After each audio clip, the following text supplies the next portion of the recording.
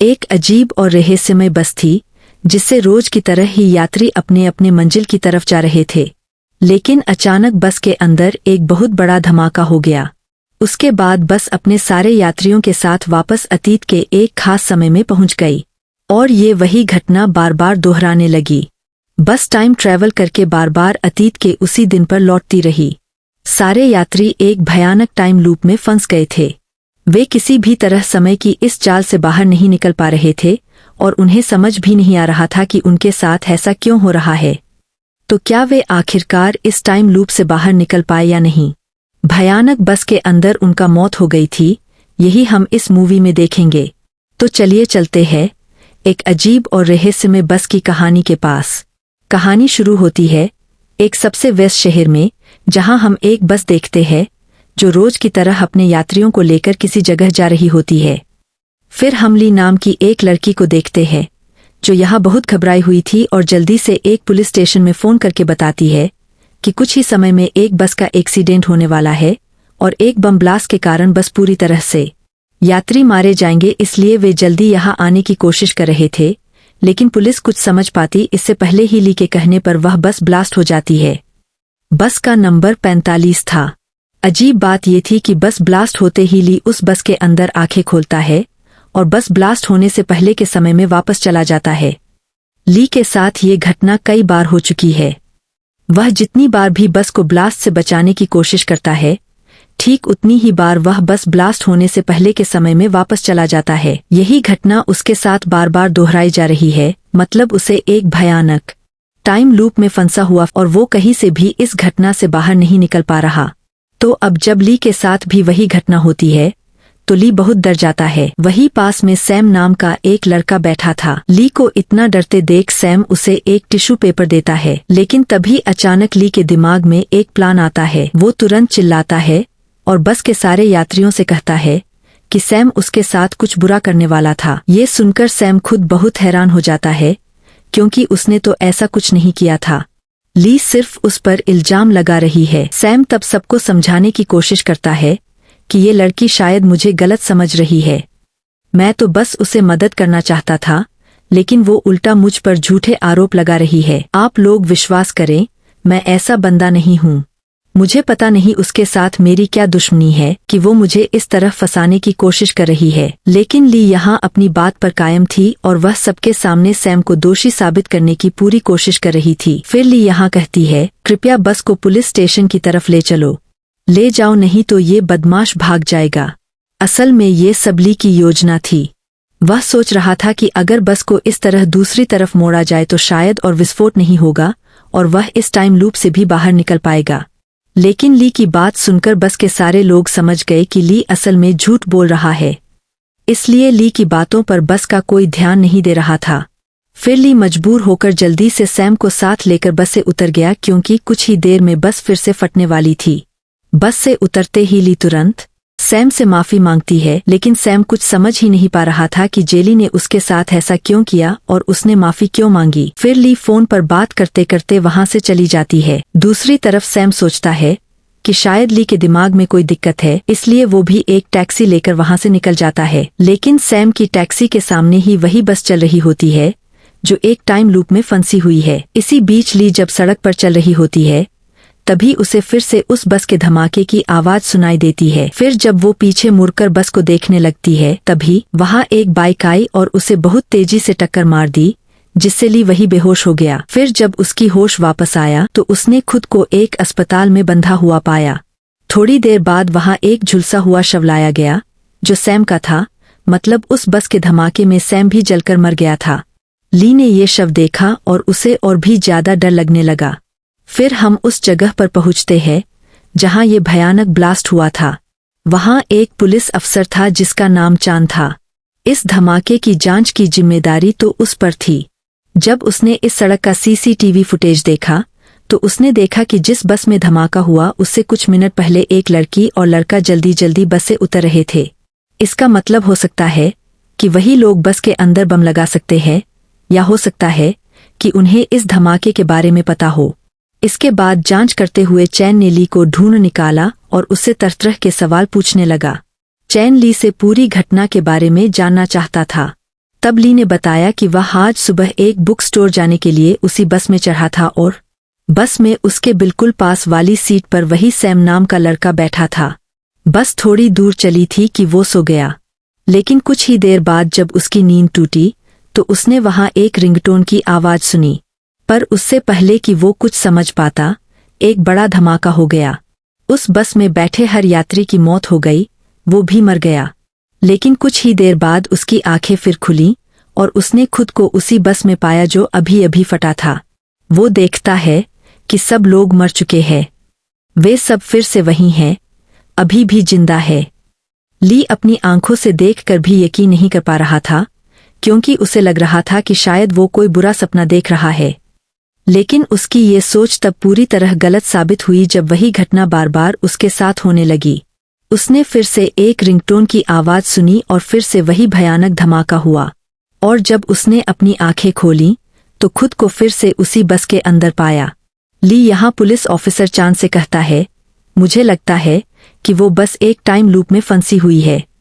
अटक गया हूं जिसकी वजह से बार बार वही घटना दोहराई जा रही है, क्योंकि विस्फोट के बाद हर बार जब भी मैं होश में आता हूं तो खुद को उसी जगह और उसी हालत में देखता हूं।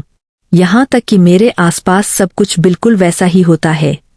तब मैं बस में मौजूद सभी यात्रियों को बार बार समझाने की कोशिश करता था कि वे बस से उतर जाएं, क्योंकि कुछ ही देर में बस में विस्फोट होगा, लेकिन कोई मेरी बात पर यकीन नहीं करता था। लेकिन आखिरी बार जब विस्फोट हुआ तब मुझे इसका कारण पता चला। असल में हर बार जब बस में विस्फोट होता था, ठीक उसी वक्त बस के सामने एक बाइक आ रही होती थी और बस ड्राइवर उस बाइक वाले को बचाने की कोशिश में हर बार बस को गलती से एक सिलेंडर टैंक में टक्कर मार देता था, जिससे बार बार वहां धमाका होता था। इसलिए आखिरी धमाके से पहले मैंने बस के अंदर अभिनय किया कि सैम मेरे साथ कुछ गलत करने की कोशिश कर रहा है, ताकि ड्राइवर बस को घुमाकर पुलिस स्टेशन की तरफ ले जाए। लेकिन जब कोई मेरी बात नहीं सुन रहा था तो मैं मजबूर होकर सैम को लेकर बस से उतर गया। लेकिन फिर वही बात फिर से हुई। तब ली ने ऑफिसर चांद को ये सारी बातें बताईं। उस वक्त उसकी बात बिल्कुल भी विश्वास नहीं हो रही थी, बल्कि उसे लग रहा था कि शायद ली का दिमाग खराब हो गया है। वही दूसरी तरफ हम देखते हैं कि सैम अभी मरा नहीं है। तो डॉक्टर यहाँ सैम को प्रेरित करके ठीक करना चाहता था, लेकिन उसी वक्त सैम की मौत हो जाती है और साथ ही सैम की आंखें खुल जाती है, यानी बस के अंदर। मतलब सैम की मौत के साथ ही वो घटना फिर से दोहराई जा रही है। और क्योंकि समय फिर से पहले वाली जगह पर लौट आया है, लेकिन सैम कुछ भी समझ नहीं पा रहा था कि उसके साथ क्या हो रहा है। और चूंकि समय पीछे चला गया है, इसलिए उसके पास अभी भी ली मौजूद थी। वो सो रहा था, फिर ली ने उसे जगा दिया। ली के लिए टाइम फिर से रीसेट हो गया। सैम ने उस वक्त ली को सारी घटना विस्तार से बताई। ली इससे बहुत खुश हुआ, क्योंकि कम से कम अब कोई था जो उसकी बात समझ सकता था। साथ ही उसे लगा कि अब अगर चाहे तो सैम की मदद से सबको ये बात समझा सकता है। लेकिन जब वो सैम के साथ मिलकर सब कुछ प्लान के मुताबिक करना चाहता है, तो सैम बचने के लिए बस से भागने की कोशिश करता है। कुछ ही देर में बस फिर से ब्लास्ट हो जाती है और सैम और ली फिर से उसी बस में बीच में जाग उठता है। और यहाँ हमें पता चलता है कि बस के सारे यात्रियों में से सिर्फ ली और सैम को ही सारी घटनाएं याद रहती थीं, लेकिन बाकी लोगों को इस टाइम रीसेट के बारे में कुछ भी याद नहीं रहता था। हर बार वे बिल्कुल सामान्य रहते थे। लेकिन चूंकि सैम को सब कुछ याद रहता था, इसलिए वह बार बार बस से बाहर निकलने की कोशिश करता रहा ब्लास्ट होने से पहले, लेकिन उससे पहले बस ब्लास्ट हो जाती थी। सैम लगभग कई टाइम लूप में यही काम करता रहा, लेकिन हर बार बस ब्लास्ट हो जाती। फिर जब सैम उस बस के अंदर अपनी आंखें खोलता है तो वह ली से कहता है, तुम इतना बेचैन क्यों हो? अगर हम ऐसे ही करते रहे तो हम में से कोई भी इस टाइम लूप से बाहर नहीं निकल पाएगा। हमें प्लान बनाकर कुछ करना चाहिए। अब चूंकि सामो किसी भी तरह बस से भाग नहीं पा रहा था, इसलिए वह चुपचाप वहीं बैठ गया और ली से बात करने लगा। वे प्लान बनाने लगे कि कैसे वे इस ब्लास्ट को रोकेंगे, क्योंकि दोनों को लग रहा था कि अगर वे इस ब्लास्ट को एक बार रोक पाएंगे तभी शायद वे इस टाइम लूप से बाहर निकल पाएंगे, वरना ये घटना उनके साथ बार बार होती रहेगी। इसलिए पहले वे दोनों मिलकर अलग अलग यात्रियों के पास गए और बस के ब्लास्ट के बारे में सबको बताते रहते हैं, लेकिन कोई उनकी बात पर ज्यादा ध्यान नहीं देता। फिर जब ब्लास्ट फिर से होता है और टाइम रिपीट होता है, तो वे सीधे बस के ड्राइवर के पास जाकर उस बाइक वाले बंदे के बारे में बता देते हैं कि उसी बाइक की वजह से बस के अंदर एक एक्सीडेंट होने वाला है। ड्राइवर सच में उस बाइक वाले को अपने सामने देख लेता है और बहुत सावधानी से बाइक को क्रॉस करते हुए चला जाता है। ली और सैम दोनों इस बात से बहुत खुश होते हैं क्योंकि वे सोचते हैं कि अब शायद कोई एक्सीडेंट नहीं होगा, विस्फोट नहीं होगा। लेकिन बस कुछ दूर चलने के बाद ली फिर से वही रिंगटोन सुनाई देता है और जैसे ही रिंगटोन बंद होती है बस तुरंत ब्लास्ट हो जाती है। और जैसे पहले भी हुआ था, बस के अंदर ही दोनों अपनी आंखें खोलते हैं। लेकिन इस बार विस्फोट में दोनों ने एक बात महसूस की कि ये विस्फोट किसी सिलेंडर टैंक से नहीं हो रहा है, बल्कि बस के अंदर असल में एक बम है। इसलिए विस्फोट रोकने के लिए अब उन्हें बम को ढूंढना होगा। दोनों मिलकर बम खोजने की कोशिश करने लगे, लेकिन उससे पहले कई बार बस ब्लास्ट हो चुकी थी। इसलिए अगली बार ली ने सैम से कहा कि बस जिस बस स्टॉप के बाद ब्लास्ट हो रही है, हम इस बार उस बस स्टॉप से पहले वाले बस स्टॉप पर उतरेंगे। फिर हम पुलिस स्टेशन से संपर्क करेंगे और उन्हें बम के बारे में बताएंगे कि हमारी बस में बम है। अगर इसमें कुछ हो गया तो ठीक, नहीं तो ऐसे करके हमारे लिए बम ढूंढ पाना मुमकिन नहीं होगा। इसलिए वे अपनी योजना के मुताबिक उसी बस स्टॉप पर उतर गए।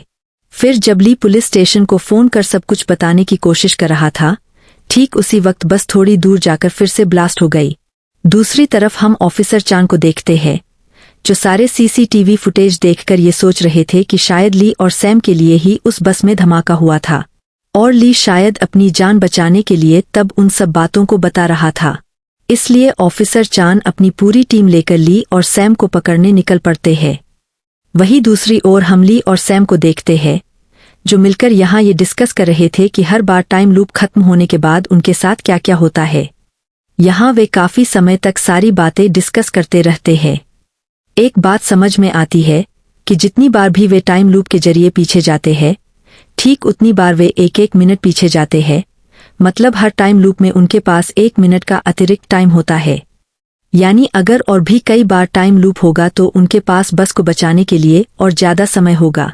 तो जब वे ये सब चीजें कैलकुलेट कर रहे थे, तभी ऑफिसर चैन उनके पास आ जाता है और वो अपनी पूरी पुलिस टीम के साथ उन्हें थाने जाने को कहता है। लेकिन सैम तब उसे शुरू से ही पूरी घटना बताने वाला था, पर ली उसे बता देता है कि वह पहले ही सारी बात बता चुका है। खुलकर बोला, लेकिन उसने उसकी बात पर विश्वास नहीं किया, इसलिए अब ये सब बातें करने का कोई मतलब नहीं है। ली यहाँ सैम को बार बार मना करता रहा कि वह भूलकर भी इस घटना की बात किसी को न बताए। इसके बाद जब दोनों को पुलिस स्टेशन ले जाया गया, तो सैम ने शांत दिमाग से ऑफिसर चान को शुरू से सारी घटना बतानी शुरू कर दी, क्योंकि उसे लगता था कि ली शायद सब कुछ ठीक से नहीं बता पाया। अब जब उन्होंने सैम से सारी बयानबंदी कर ली, तो जब वे ली के पास बयान लेने गए तो ली वहाँ कुछ भी नहीं बोल रहा था, क्योंकि ली अच्छी तरह जानता था कि उसकी बात किसी पर भरोसा नहीं किया जाएगा। ऐसा करने से ली पर उनका शक और बढ़ गया, इसलिए उन्होंने ली के बैकग्राउंड के बारे में जानकारी जुटानी शुरू कर दी। साथ ही उन्होंने सैम के बारे में भी जानकारी इकट्ठा की। यहाँ पता चलता है कि ली एक कॉलेज का छात्र है और सैम एक छोटी प्राइवेट कंपनी में नौकरी करता है। तो चैन और उसकी पूरी टीम काफी समय से जांच पड़ताल कर रहे थे, जिसकी वजह से ली और सैम बहुत थक गए थे और अनजाने में वहीं सो गए। लेकिन उनके सोते ही कुछ ही पलों में वे दोनों फिर से उसी बस में वापस चले गए। टाइम लूप शुरू हो जाता है, मतलब मर जाने के साथ साथ भले ही वे सो जाएं, टाइम फिर से शुरू हो रहा है।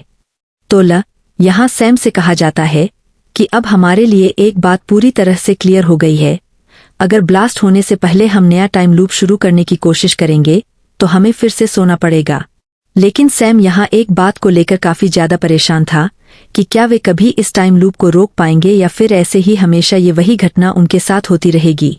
लेकिन लीता कहती है, सबसे पहले हमें शांत दिमाग से काम करना होगा और मुझे लगता है कि अगर हम विस्फोट को रोक पाएंगे तो सब कुछ सही हो जाएगा। इसलिए जितनी जल्दी हो सके हमें इस बस के अंदर रखे बम को ढूंढना होगा। तब ली जोर जोर से चिल्लाते हुए सभी यात्रियों से कहता है कि किसी ने इस बस में बम लगाया है। लेकिन जैसे ही वह ये बोलता है, अजीब तरह से बम फट जाता है। जब ली और सैम फिर से एक नए टाइम लूप में वापस आते हैं, तब वे एक बात बहुत अच्छे से समझ जाते हैं कि इस बस में उनके अलावा भी कोई है जो इस बम के बारे में जानता है, या शायद जानबूझकर बम को फोड़ना चाहता है, क्योंकि पिछली बार जब भी उसने बम की बात की थी उस वक्त ब्लास्ट होने वाला था कि बम फट गया, मतलब वो शख्स शायद बम की बात सुनते ही उसे फटा चुका था। मतलब इस बस में वो पैसेंजर मौजूद है, बस हमें थोड़ा दिमाग लगाकर उसे ढूंढना है। इसलिए वे बस के सभी यात्रियों पर नजर रखे हुए थे। थोड़ी देर बाद उन्हें एक यात्री पर शक हुआ जो मास्क से अपना चेहरा छुपाए हुए था और हाथ में एक बैग कसकर पकड़ रखा था। लेकिन इस चक्कर में उस शख्स को पकड़ पाना नामुमकिन था। इसलिए सैम और ली प्लान करता है कि अगले लूप में उसी बस स्टॉप पर उतरे जहां से वो मास्क पहने व्यक्ति बस में चढ़ा था। जैसे ही वह वहां उतरता है, ली तुरंत पुलिस स्टेशन को फोन करता है और पुलिस को बताता है कि एक व्यक्ति के पास बम है, इसलिए उन्हें जल्दी से यहां आ जाना चाहिए। लेकिन ली की ये बात सैम को बिल्कुल भी पसंद नहीं आती, क्योंकि वे अभी तक पक्के नहीं हैं कि उस व्यक्ति के बैग में सच में बम है या नहीं। अगर अब पुलिस के सामने ये बात गलत साबित हुई तो क्या होगा, क्योंकि इस बार तो वे ब्लास्ट होने से बहुत पहले ही पुलिस को सूचित कर रहे हैं। इन्फॉर्म किया गया था, इसलिए तब तक पुलिस और उसकी पूरी फोर्स निकल चुकी थी। फिर पुलिस तुरंत बस के अंदर घुसकर जैसे ही बस के सारे यात्रियों की तलाशी लेने लगी, ठीक उसी वक्त किसी ने बम को फिर से ब्लास्ट कर दिया, जो दूर से खड़े होकर सैम और ली देख रहे थे। लेकिन सैम सोच रहा था कि उसे इस ब्लास्ट के बारे में और जानकारी निकालनी होगी, इसलिए वह इंटरनेट पर अलग अलग चीजें सर्च कर रहा था। इसी बीच ली ने पुलिस को इन्फॉर्म किया था, इसलिए ब्लास्ट के बाद पुलिस फोर्स की एक टीम सीधे ली के पास आ गई और उन्होंने ली को अकेला पाया। वहां से ली को पकड़कर ले जाया जाता है और जब फिर से पूछताछ होती है तो ली वही पुरानी बात दोहराता है। हालांकि यह ली का पुलिस को दिया गया दूसरी बार स्टेटमेंट था, लेकिन पुलिस को पहली बार की घटना कुछ भी याद नहीं थी। इसलिए वे फिर से सीसीटीवी फुटेज चेक करते हैं और ली के साथ सैम को भी देखते हैं। फिर सैम को खोजने के लिए निकल पड़ते हैं। दूसरी तरफ सैम इंटरनेट से कुछ चीजों की जानकारी लेता है, इसलिए वह जल्दी से पुलिस स्टेशन फोन करता है और ली से बात करना चाहता है। फिर वह ली से कहता है कि ली तुरंत सो जाए, क्योंकि उन्हें फिर से उस टाइम लूप में जाना होगा। अब लौटना होगा ली को, लेकिन वहां पहुंचते ही वो तुरंत सो गया। लेकिन सैम को बिल्कुल भी नींद नहीं आ रही थी, इसलिए वह जल्दी से एक फार्मेसी की दुकान पर गया ताकि वहां से नींद की दवा ले सके। लेकिन बिना प्रिस्क्रिप्शन के उसे कोई भी नींद की दवा नहीं दी गई। फिर वह जल्दी से किसी तरह शराब की एक बोतल लेकर बहुत सारा ड्रिंक किया और वहीं सो गया। थोड़ी देर बाद दोनों की आंखें खुलीं, वे बस के अंदर थे। फिर दोनों मिलकर उस मास्क पहने व्यक्ति के पास गए और कुछ ही देर बाद वे उस व्यक्ति के हाथ में मौजूद बैग छीनने की कोशिश करते हैं, लेकिन तभी बम फट जाता है। इस तरह वे कई बार अलग अलग तरीकों से उस आदमी से बैग छीनने की कोशिश करते हैं, पर कई बार कोशिश करने के बाद भी बम फट जाता है। इसलिए इस बार ली और सैम बस स्टॉप पर खड़े रहते हैं और जैसे ही वो मास्क पहना आदमी बस में चढ़ने की कोशिश करता है, वे दोनों मिलकर उसे पकड़ लेते हैं और किसी तरह बैग खोलकर बम निकालने की कोशिश करते हैं। लेकिन बैग खोलने के बाद उन्होंने देखा कि बैग के अंदर असल में एक छोटा सा बिल्ली का बच्चा है। ये देखकर सैम और ली बहुत गुस्सा हो गए, लेकिन वह आदमी उनसे बोला, आप लोग बस स्टॉप से मेरे पीछे क्यों पड़ गए हो? तब वे दोनों उससे कहने लगे, हम तो कुछ शक करके तुम्हारे पीछे पड़ गए थे, लेकिन तुम हमसे क्यों भाग रहे थे? आदमी ने तब उन्हें बताया कि असल में उस बस में कोई भी पालतू जानवर ले जाना मना है और अगर कोई छुपकर ये काम करता है तो उसके खिलाफ कानूनी कार्रवाई होती है। कदम उठाए जाते हैं, इसलिए वह डर के मारे भागने की कोशिश कर रहा था। यह जानकर ली और सैम वहां से चले जाते हैं। इस बीच हर बार की तरह बस ब्लास्ट हो जाती है। अब इन सारी घटनाओं से ली और सैम बहुत परेशान हो जाते हैं, इसलिए वे दोनों मिलकर उस ब्लास्ट में जितने भी यात्रियों की मौत हुई है उनके बारे में इंटरनेट पर जानकारी खोजने लगते हैं ताकि वे सही व्यक्ति को खोज सकें। लेकिन इंटरनेट पर कोई खास जानकारी नहीं मिलती, इसलिए वे सीधे घटनास्थल पर चले आते हैं और यहाँ वे सभी मृतकों के परिजनों से बात करने की कोशिश करते हुए अगर इस तरह यात्रियों के बारे में कोई जानकारी मिलती है तो ली और सैम जब अपने काम में व्यस्त थे उसी वक्त उनके पास वो मास्क पहने व्यक्ति आता है और दिल से उनका धन्यवाद करता है। वह उनसे कहता है, आप लोगों का शुक्रिया अदा करने के लिए मेरे पास शब्द नहीं है। अगर आप सुबह मुझे इस बस में चढ़ने से रोकते तो अब मुझे भी बाकी सभी यात्रियों की तरह मरना पड़ता। अच्छा, क्या मैं इसके बदले में आपकी कोई मदद कर सकता हूँ? उस आदमी की बात सुनकर ली और सैम उसे पूरी घटना बताते हैं। वो खुलकर बात करने का फैसला करता है, इसलिए वो दोनों को अपने साथ अपने घर ले जाता है। यहाँ पता चलता है कि उस आदमी का नाम किम तो ली है। और जब सैम किम को सारी बातें विस्तार से बताता है तो किम हैरानी की बात यह है कि उसने उनकी सारी बातें मान लीं। असल में किम टाइम लूप पर काफी दिनों से रिसर्च कर रहा था, इसलिए उसके लिए ये कोई अजीब बात नहीं थी। अब ली को लगने लगा था कि जिस तरह सैम को बस ब्लास्ट होने के बाद सब कुछ याद था, शायद किम को भी सब कुछ याद होगा। मतलब कि अब अगर ये तीनों चाहे तो मिलकर प्लान बनाकर उस बस के बम ब्लास्ट को रोक सकते हैं। इसलिए वो तीनों मिलकर वहां प्लान करने लगे कि कैसे ये काम करेंगे।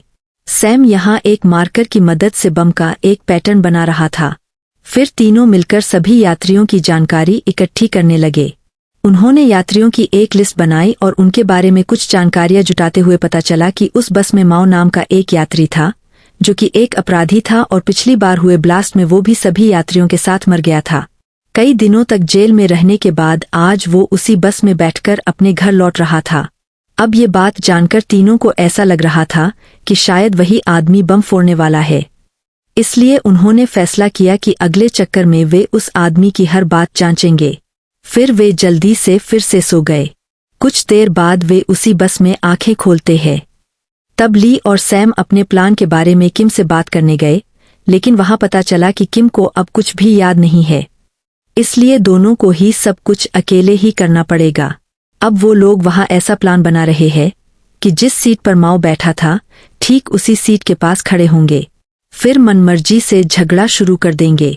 ली सैम को धक्का देंगे और सैम माओ का बैग पैर से ठेल कर देखेगा कि सच में बैग में बम है या नहीं। लेकिन देखा तो बैग में सिर्फ तरबूज था और कुछ नहीं। माओ ने कहा वो बहुत दिन बाद जेल से छूटा है और अब अच्छा इंसान बनकर शांति से रहना चाहता है, इसलिए वो अपने परिवार के लिए तरबूज ले जा रहा है। ली और सैम तब चारों तरफ घूम रहे थे, देखता रहता है कि और किसके पास बम हो सकता है। लेकिन तब तक बम फिर से ब्लास्ट हो जाता है और एक नया टाइम लूप शुरू हो जाता है। फिर ली ध्यान से देखता है कि उसके सामने खड़ी एक महिला के पास लाल रंग का बहुत बड़ा सूटकेस है।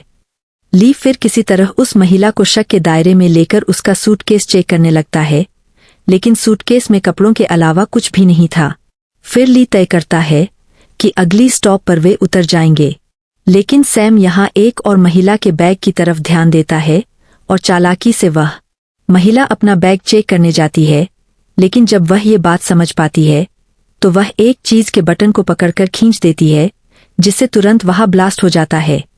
ये पूरा सीन सैम ने देख लिया था, इसलिए अगली बार जब टाइम फिर से शुरू होता है तो सैम तुरंत उस महिला के पास चला जाता है।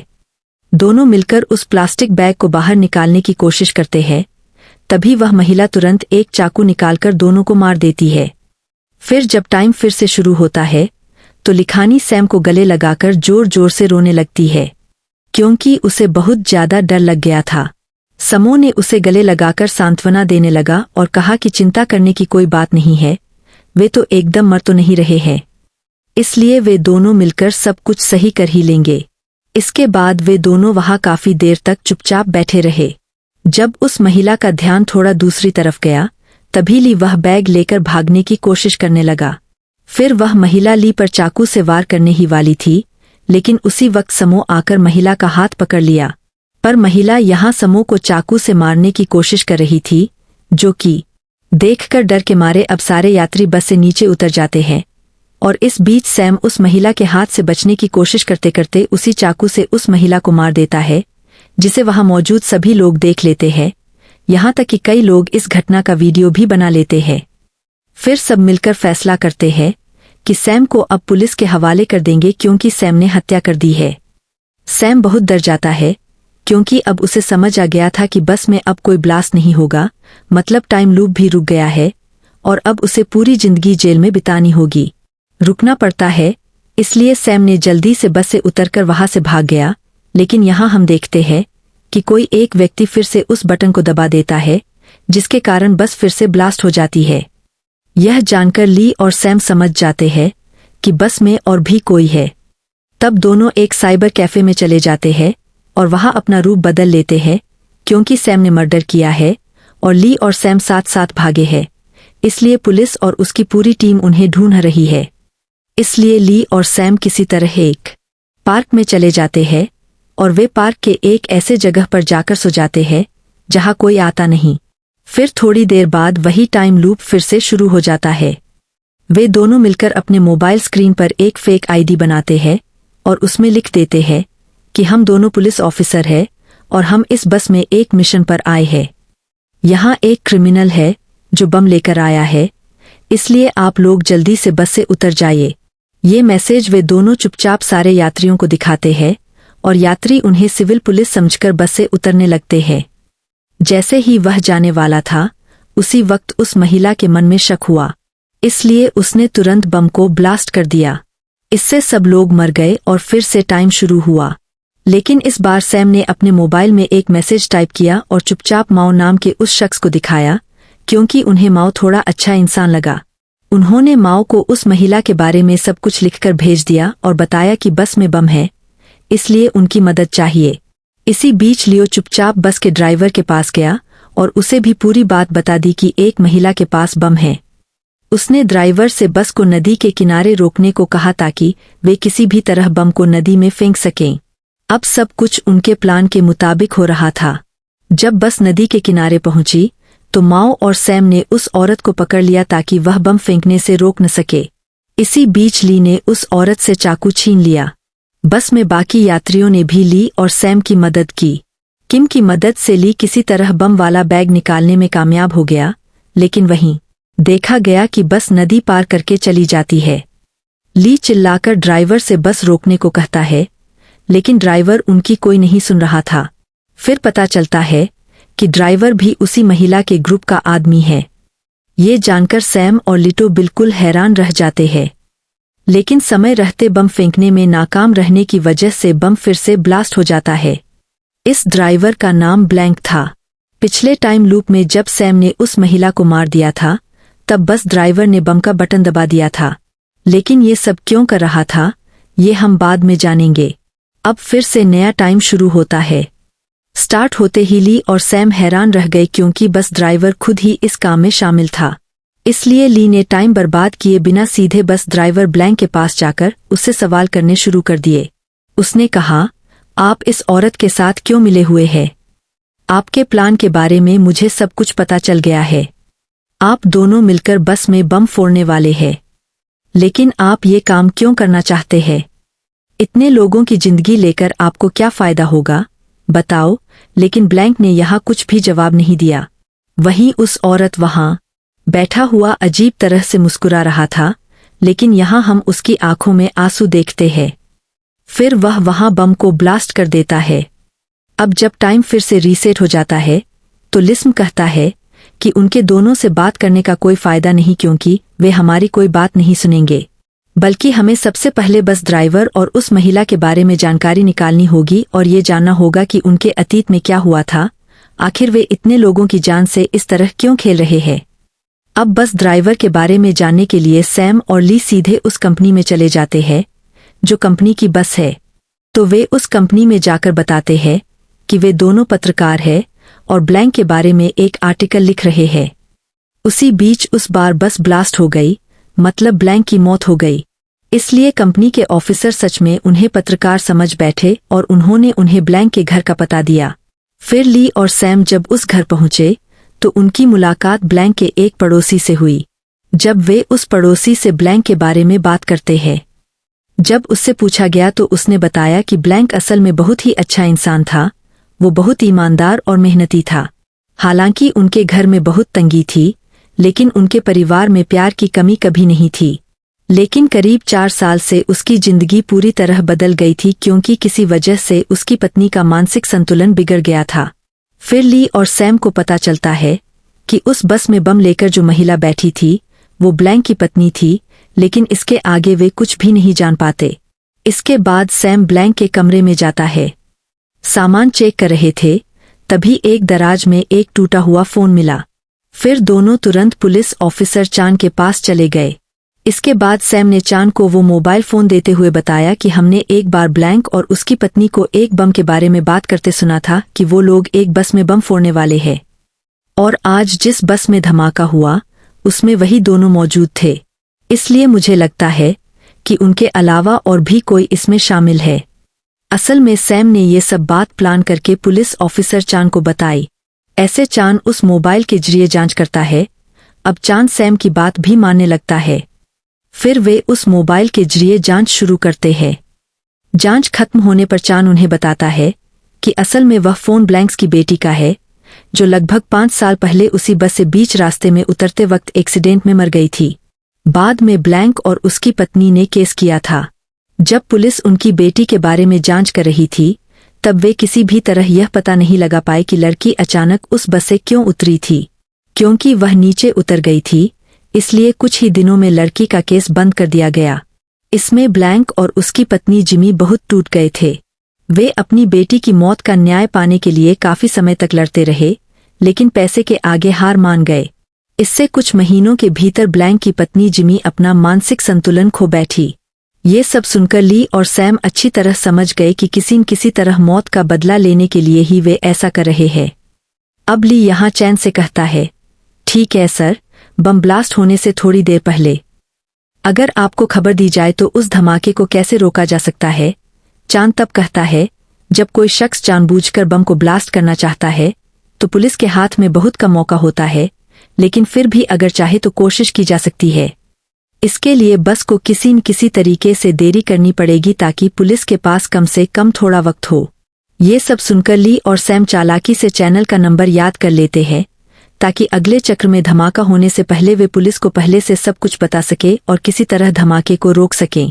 अब उनके सो जाने के बाद जब टाइम फिर से शुरू होता है तो वे बिल्कुल भी वक्त बर्बाद किए बिना तुरंत चैन को फोन करके सब कुछ बता देते हैं। यहाँ तक कि वह ब्लैंक की पत्नी जिमी की तस्वीर भी उन्हें भेज देता है। इसलिए चैन भी अपने पूरे पुलिस टीम के साथ तुरंत उस बस को पकड़ने के लिए निकल पड़ता है। वे जल्दी से एक बस स्टॉप पर जाकर सिविल रेस में खड़े हो जाते हैं। इस बीच उससे पहले इस बार सैम और ली सबकी मदद से जिमी को किसी तरह पकड़ लेते हैं ताकि वह किसी भी हालत में बम को ब्लास्ट न कर सके। इसके बाद ली ब्लैंक के पास जाकर ब्लैंक से अलग अलग तरीके से विनती करता रहता है कि ब्लैंक बस को रोको। वह ब्लैंक को ये भी बताता है कि इस बस में हुए बम धमाके की वजह से वे दोनों एक टाइम लूप में फंस गए हैं। इसलिए अगर ये धमाका रोका नहीं गया तो ये घटना उनकी पूरी जिंदगी में दोहराती रहेगी। इसलिए वो चाहता है कि ब्लैंक उन पर थोड़ा दया करे, लेकिन ब्लैंक कहता है कि वह किसी पर दया नहीं करेगा क्योंकि उसकी बेटी पर किसी ने दया नहीं दिखाई थी। इस बीच देखा जाता है कि पुलिस की सारी गाड़ियां बस को घेर चुकी है और किसी तरह बस को रोक देती है, लेकिन ब्लैंक यहाँ बस के दरवाजे को दरवाजा लॉक करके रखा था, वो बिल्कुल नहीं खोल रहा था और दूसरी तरफ बम फटने में सिर्फ 3 मिनट बाकी थे। तो देखा गया कि चान ने यहाँ बस की खिड़की का शीशा तोड़ दिया और ली ने जल्दी से चान के हाथ में वो बम थमा दिया। फिर जब चान बम को पकड़कर नदी में फेंकने ही वाला था तभी बम वहां फट गया। भले ही इस धमाके में बस के सारे यात्री बच गए, लेकिन चान बहुत गंभीर रूप से घायल हो गया। इसलिए तुरंत चान को अस्पताल में भर्ती कराया गया और वहां सैम और लियो भी थे क्योंकि वे भी अपने अपने शरीर के कई हिस्सों में चोटिल थे। लेकिन वे ऑफिसर चान को लेकर बहुत ज्यादा चिंतित थे क्योंकि चान की हालत बहुत खराब थी और ली और सैम को लग रहा था कि अगर चान अभी मर गया तो शायद वे उसे टाइम लूप शुरू करके बचा नहीं पाएंगे। दूसरी तरफ हम ब्लैंक और उसकी पत्नी जिमी को देखते हैं, जिन्हें पुलिस पूछताछ कर रही थी कि उन्होंने ये काम क्यों किया, लेकिन वे यहाँ बिल्कुल चुप थे। फिर हम आज से लगभग 5 साल पहले की घटना देखते हैं, जब डैंक एक ट्रक ड्राइवर था और रोज की तरह एक दिन अपने काम में व्यस्त था। गलती से उसने अपना मोबाइल ट्रक के अंदर ही छोड़ दिया था, लेकिन उस दिन उसकी बेटी किसी वजह से लगातार उसे फोन कर रही थी, मगर फोन उस दिन नेटवर्क पकड़ नहीं पा रहा था। उसी दिन उन्हें खबर मिली कि एक कार एक्सीडेंट में उनकी बेटी की मौत हो गई है। इस खबर से ब्लैंक और उसकी पत्नी जिमी पूरी तरह टूट गए थे, लेकिन वे बार बार पुलिस से कह रहे थे कि पुलिस इस बात की जांच करे कि उनकी बेटी बीच रास्ते में बस से क्यों उतरी थी, जरूर इसके पीछे कोई बड़ी वजह होगी। पुलिस ने कुछ घंटे जांच करने के बाद जब कुछ पता नहीं चला तो केस को बंद कर दिया। पूरी तरह से बंद कर देते हैं, लेकिन ये बात वे किसी भी तरह स्वीकार नहीं कर पा रहे थे। फिर उसी दिन शाम के वक्त उनकी एक वीडियो फुटेज मिलती है जिसमें दिख रहा था कि उनकी लड़की बस से स्कूल जा रही थी, लेकिन लड़की के पास जो आदमी खड़ा था वो लड़की के कई संवेदनशील जगहों को छू रहा था, लेकिन कोई भी इस बात पर ज्यादा विरोध नहीं करता। इसलिए उसी दिन लड़की सड़क के बीच में उतर गई थी और तभी एक दूसरी गाड़ी से टकराकर उसकी मौत हो गई। इसके सबूत होने के बावजूद भी कोई उनकी मदद नहीं करता। इसलिए वे दोनों मिलकर फैसला करते हैं कि किसी भी सूरत में वे अपनी बेटी की मौत का बदला लेंगे। इसलिए वे दोनों उसी बस में ये काम कर रहे थे ताकि उस बस कंपनी का पूरा बर्बाद हो जाए। दूसरी तरफ हम ली और सैम को देखते हैं, जो ब्लैंक की बेटी के बारे में और जानकारी निकालना चाहते थे, क्योंकि वे भी चाहते थे कि उस लड़की की मौत के लिए जिम्मेदार सभी लोग सजा पाएं।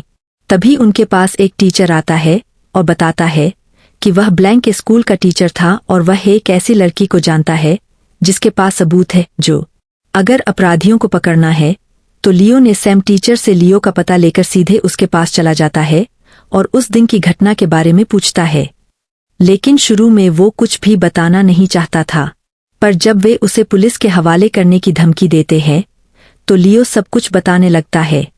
वो कहता है कि असल में उस दिन बस में एक आदमी उस लड़की को परेशान कर रहा था, इसलिए वो बहुत परेशान होकर बस से उतर गया।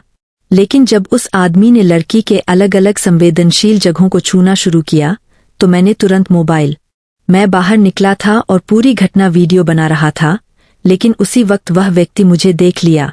इससे मैं बहुत डर गया। जब मैं घर वापस गया और अपनी माँ को ये बात बताई तो मेरी माँ ने मुझे कहा कि ऐसे मामलों से दूर रहना चाहिए, क्योंकि वह व्यक्ति कोई अच्छा इंसान नहीं था। अगर वह उसके पीछे पड़ जाता तो। इसलिए लियो ने अब तक चुप्पी साधे रखी थी और उस वीडियो के बारे में भी उसने किसी को कुछ नहीं बताया। फिर ली ने उस लड़की से वीडियो मांगा, लड़की ने उसे वीडियो दे दिया। अब जब वे लोग उस वीडियो के साथ पुलिस स्टेशन जा रहे थे तभी उन्हें खबर मिली कि जो चांद मर चुका है। उससे दोनों बहुत दुखी होते हैं और वे दोनों पूरे दिन थके हुए रहते हैं, इसलिए दोनों गाड़ी में ही सो जाते हैं। लेकिन जब उनकी आंखें खुलती है तो वे फिर से खुद को उसी बस के अंदर पाते हैं।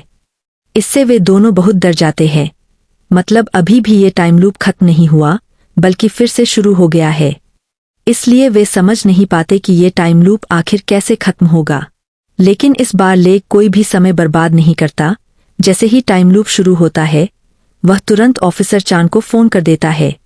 टाइम लूप फिर से शुरू होने की वजह से चांद बच जाता है, तो चांद जल्दी से अपनी पूरी पुलिस टीम लेकर सीधे उस बस के पास पहुंच जाता है।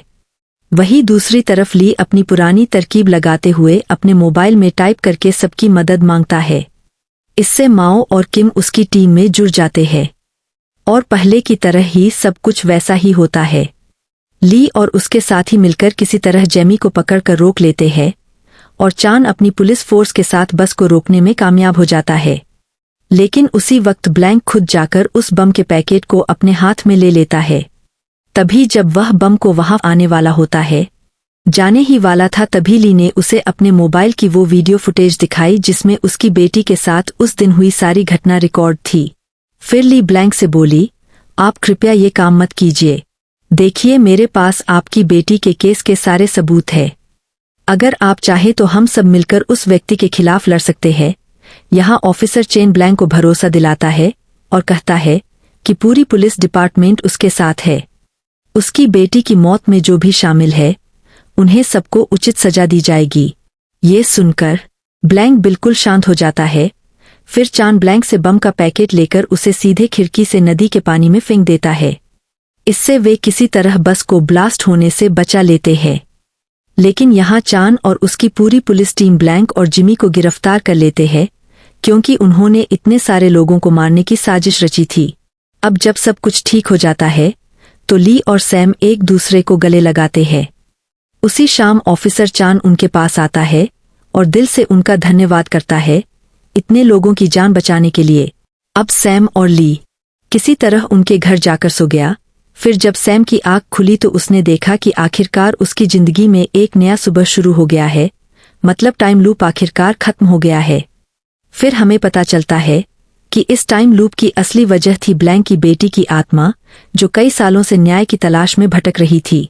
और वो लड़की की आत्मा अक्सर जिमी और ब्लैंक के सपनों में आती थी और उनसे अपने हत्यारे का न्याय मांगती थी। तो जब उसके माँ बाप ने मिलकर बस में ब्लास्ट करने की योजना बनाई और हर बार बस ब्लास्ट हो जाती थी, तब वह लड़की की आत्मा ली और सैम के जरिए टाइम लूप को फिर से शुरू करती है और यह तब तक चलता रहता है जब तक उसे न्याय नहीं मिल जाता। कुछ दिन बाद हम देखते हैं कि ली और सैम के साथ जो भी यात्री बस को बचाने में मदद कर रहे थे, उन्हें सरकार की तरफ से सम्मानित किया जाता है। साथ ही उस आदमी को भी ढूंढ निकाला जाता है और उसे उसका सही सजा दी जाती है, जिसके कारण ब्लैंक की बेटी मर गई थी।